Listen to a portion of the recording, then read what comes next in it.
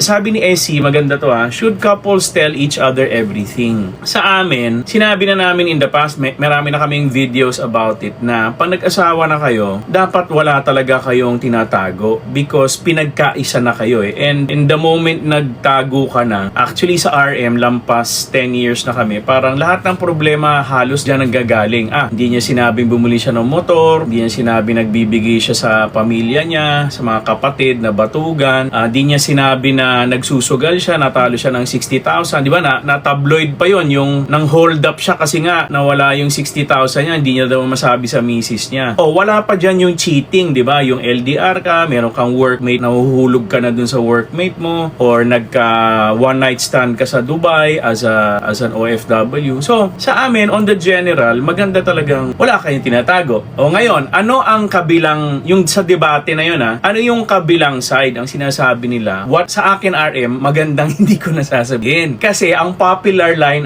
baka magalit, baka mag-away. Parang, what I do not know will not hurt me, Ganon. sabi nila. Which is technically, on the pocket, tama naman, tama. Pag hindi mo sinabi, hindi ako masasaktan. Kaya lang, hindi kami agree doon because sa ngayon lang yun yung safety na yun. Example, meron kaming isang lalaki nag-send sa amin, RM, nagloko na ako, di ba? But I do not want to tell my wife. Sabi namin, bakit?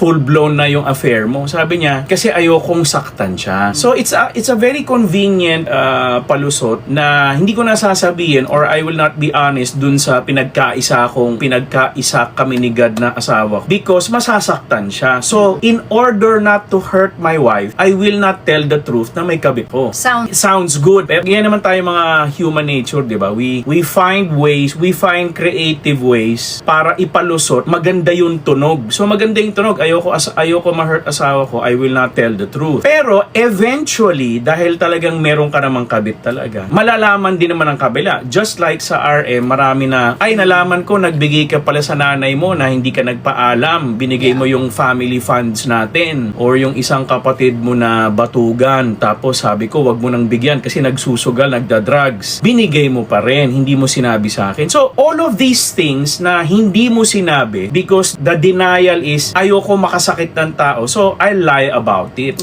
Kaya lang, ang truth naman kasi, balang araw, lalabas at sisingaw yan. Ngayon, pag sumingaw, galit na ngayon yung tao. Hindi lang siya galit dun sa nagawa mo, galit din siya, may dagdag galit yun na tinago mo sa akin. By that time, hindi nyo nakakayanin yung, baka di mo kayanin. Either hindi kayanin nung recipient yung galit, o yung nagagalit, baka di rin niya makontrol sarili niya kasi sobra na siyang patong-patong na nasira yung trust mo sa akin. Ilang years mong tinago, akala ko faithful ka, bla bla bla.